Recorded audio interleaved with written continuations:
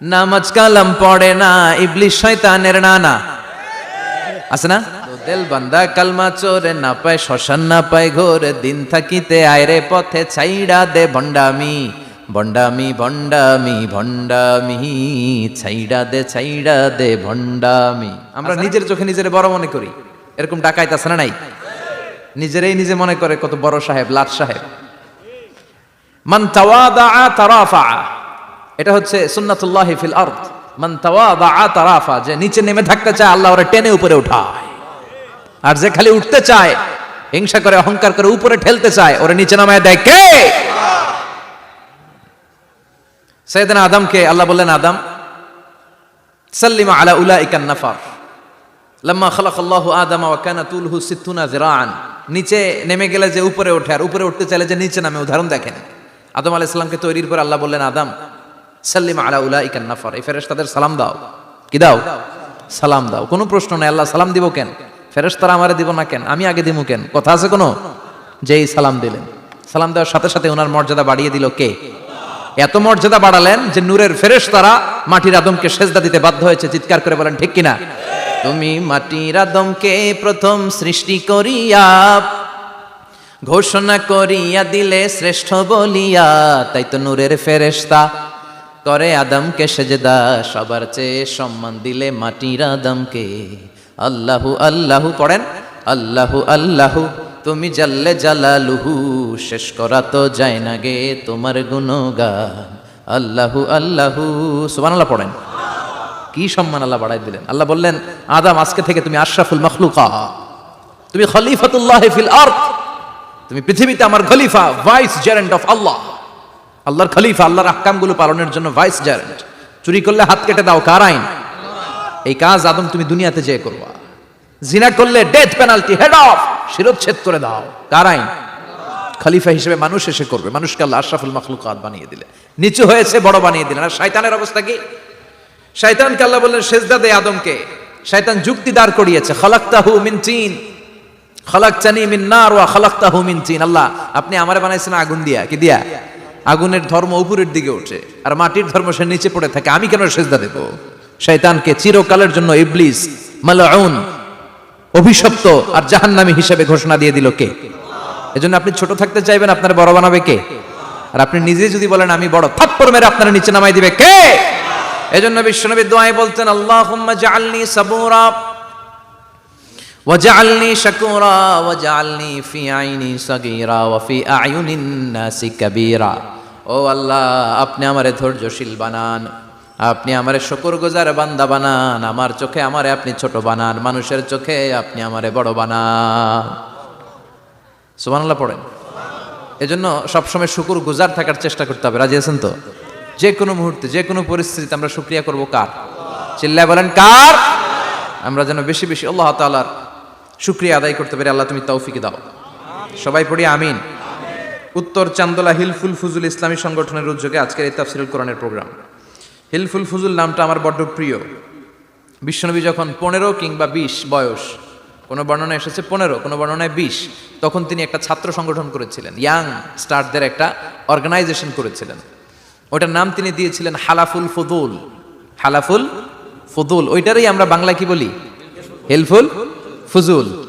হালাফ মানে শপথ, oath, we take an oath in the name of Allah. আল্লাহর নামে শপথ নেয়ারে বলে হালাফ। আর ফাদিলা, ফাদলুন, এগুলোর প্লুরাল হচ্ছে ফুদুল। ফুদুল মানে ভালো কাজ। ভালো ভালো কাজের উপর বিশ্বনবী যুবকদেরকে একত্রিত করলেন যে মক্কা শহরে কোনো টেন্ডারবাজি চলবে না, কোনো চাঁদাবাজি চলবে না, দুর্বলের উপর সবলের অত্যাচার চলবে না, জালিমের জুলুম চলবে না, হত্যা চলবে না, ধর্ষণ চলবে না, রাহাজানি চলবে না। মক্কা শহরটারে শান্তির শহর বানাতে হবে। যুবকরা এই দায়িত্ব কাঁধে নিয়েছে। কারা? মুরব্বীরা না, যুবকরা। যুবকদের আছে প্রাণ ঢালা উচ্ছ্বাস, অনেক শক্তি। এজন্য যুবকদেরকে ভালো কাজে আসতে হবে। যুবকরা চাইলে এই দেশের চেহারা পাল্টে দিতে পারে। এদেশে যুবক ভোটার আছে কয়জন জানেন? নতুন করে যুবক ভোটার হয়েছে 2 কোটি। কয় কোটি? 2 কোটি না? Can you imagine that? কল্পনা করতে পারেন? They can change Bangladesh, they can change the face of Bangladesh. তারা 56,000 বর্গমাইলের এই বাংলাদেশের চেহারা পাল্টে দিতে পারে। তাদের অনেক শক্তি। এই জন্য যুবকদের এই শক্তি কাজে লাগাতে হবে। ফেন্সিডিল, গাঁজা, ইয়াবা, হিন্দি সিনেমা এগুলোর পিছনে দৌড়ানো যাবে? পর্নোগ্রাফির পিছনে ছোটা যাবে? যুবক বয়সে ভয় করতে হবে কারে? চিল্লায় বলেন কাকে? আল্লাহ আমার যুবক ভাইদেরকে তুমি তৌফিক দাও। বিশ্বনবী এই হালাফুল ফুদুল তিনি গঠন করলেন মক্কাতুল মুকাররমাতে। পুরো মক্কা শহরটা শান্তির শহর হয়ে গেল। সুবহানাল্লাহ। আল্লাহ উত্তর চান্দলা হিলফুল ফুজুল ইসলামী সংগঠনকে তুমি কবুল করো। আজকের প্রোগ্রামের সভাপতিত্ব করছেন আল্লামা অধ্যক্ষ গোলাম সরোয়ার সাইদি পীর সাহেব আড়াইবাড়ি দরবার। আমার প্রিয় নানা ভাই আলোচনা করেছেন, বয়ান করেছেন। আল্লাহ নানা ভাইকে কবুল করুক। নানা ভাইটা একটু ইয়াং হয়ে গেছে না? হ্যাঁ, অনেক জায়গায় লোকজন খুব বিভ্রান্তিতে পড়ে যায়। ঘটনা কি? আপনি নানা হইলেন কবে, নাতনি হইল কবে, আবার জামাই পেলেন কবে? তো আমারও বলা যে তুমি যে আমার নানা ভাই বানাইছো, আমি তো এর উত্তর দিতে দিতে কাম সারা। তো আল্লাহ আমার নানা ভাইকে তুমি কবুল করো। তিনি হকের কথা, কোরআনের কথা বলেন। পীর সাহেবদের মুখে এরকম হুঙ্কার দেখা যায় না। কথা কন। এরা থাকে খানকায়, এদের পেট থাকে বড়। সবার কথা বলছি না, বেশিরভাগ কথা বলেন। এই ভণ্ডামি এই দেশে আছে না নাই? দোদেল বান্দা কালমা চোরে না পায় শ্মশান না পায় ঘোরে, দিন থাকিতে আয়রে পথে ছাইড়া দে ভণ্ডামি ভণ্ডামি ভণ্ডামি ভণ্ডামি, ছাইড়া দে ভণ্ডামি। নামাজ কালাম পড়ে না ইবলিশ শয়তানের নানা, আছে না? নামাজ নাই, রোজা নাই, নাচানাচি, নাচ গান, গোসল করে না, সারা বছরে করে একবার, ওই গোসলের পানি মুরিদরা খায় ফেলায়, আছে না নাই? নামাজ রোজা করে না ইবলিশ শয়তানের নানা, ধর্মের একখান খুঁটি ধইরা কয়দিন করবা হয়রানি, ভণ্ডামি ভণ্ডামি ভণ্ডামি, ছাইড়া দে ভণ্ডামি। ঠিক কি না?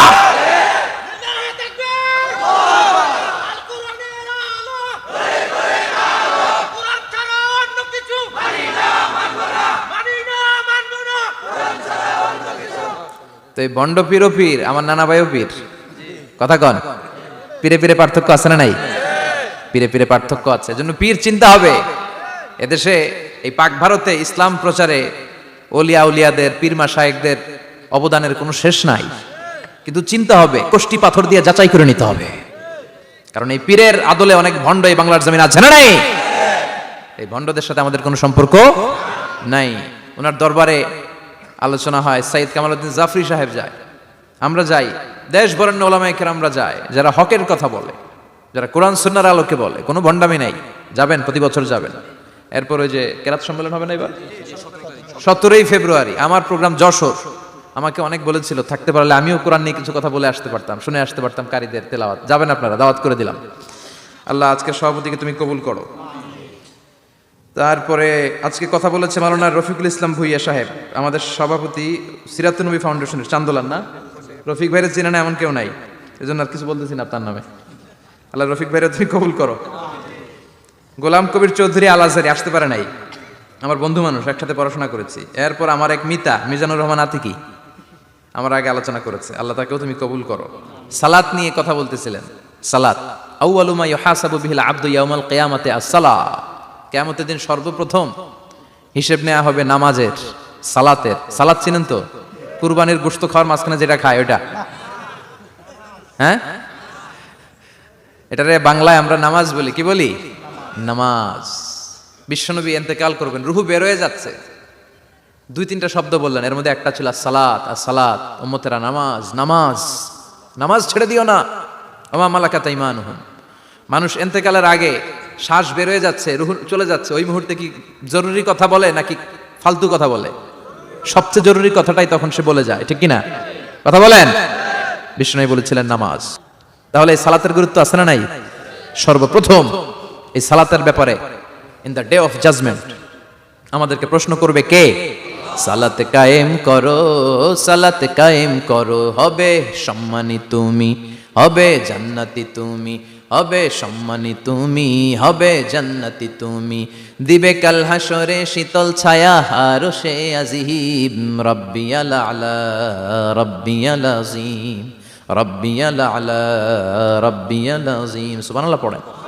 এজন্য নামাজ, নামাজ, এই নামাজ যাতে মিস হয়ে না যায়। সব মিস হতে পারে, নামাজ মিস হতে পারে না। আল্লাহ তুমি বুঝার তৌফিক দান করো। আজকে সকালে মহিলা সমাবেশে কথা বলেছে হাফেজ কারি আশরাফ আলী, কথা বলেছে কারি আব্দুল কাইয়ুম মিয়াজি। যারাই কথা বলেছে আল্লাহ সবাইকে কবুল করো। সঙ্গীত পরিবেশনায় ছিল কলতান শিল্পী গোষ্ঠী, আল্লাহ তাদেরকেও তুমি কবুল করো। আসেন আমরা আল্লাহর নামে 3টা তাকবীর দেই, গলা ফাটিয়ে আমার সাথে সাথে পড়েন আল্লাহু আকবার, আল্লাহু আকবার, আল্লাহু আকবার। আল্লাহ তুমি কবুল করো। আমি আপনাদের খেদমতে সূরাত আত-তাহরিম থেকে ছোট্ট একটি আয়াতের অংশ তেলাওয়াত করেছি, যেখানে আল্লাহ তাআলা আমাদেরকে আহ্বান জানিয়েছে, ওহে বিশ্বাসীরা, পাপ হতে পারে, ভুল হতে পারে, অন্যায় হতে পারে, ওই অন্যায়ের উপর অটল থেকো না, আমার কাছে ফিরে আসো। কাম টু ইউর লর্ড, তোমার রবের দরবারে ফিরে আসো, ক্ষমার মতো ক্ষমা চাও, ক্ষমার মতো ক্ষমা চাইলে আমি সব ক্ষমা করে দেব। সুবহানাল্লাহ পড়েন। রব্বুল আলামিন বলেন, ইয়া আইয়ুহাল্লাযীনা আমানু তুবু ইলাল্লাহি তাওবাতান নাসুহা। ও বিশ্বাসীরা, ভুল করেছো, অন্যায় করেছো, পাপ করেছো, জুলুম করেছো, আমার কাছে ফিরে আসো, ক্ষমা চাও। ক্ষমার মতো ক্ষমা চাইলে সব গুনাহ মাফ করে দিতে পারে কে? পাপ নাই, গুনাহ করি নাই, এরকম কেউ আছে? কথা বলেন। কত পাপ করছি কোনো হিসাব আছে? পৃথিবীর কেউ না জানলেও জানে কে? পৃথিবী না জানুক আমি তো জানি, আমি কি পাপ করেছি হায়। আমার পাপের করলে বিচার, বাঁচার আমার নাই উপায়। দয়াময় প্রভু মাফ করো আমায়, মাফ করো আমায়। পড়েন আমিন। আমাদের পাপগুলো ক্ষমা করে কে? চিল্লায় বলেন কে? আল্লাহ ডেকে বলে, গোলাম আমি হলাম গাফিরুয যামব কাবিলুত তাওব। আমার কাজ হলো ক্ষমা করা, আমার কাজ হলো তওবা কবুল করা।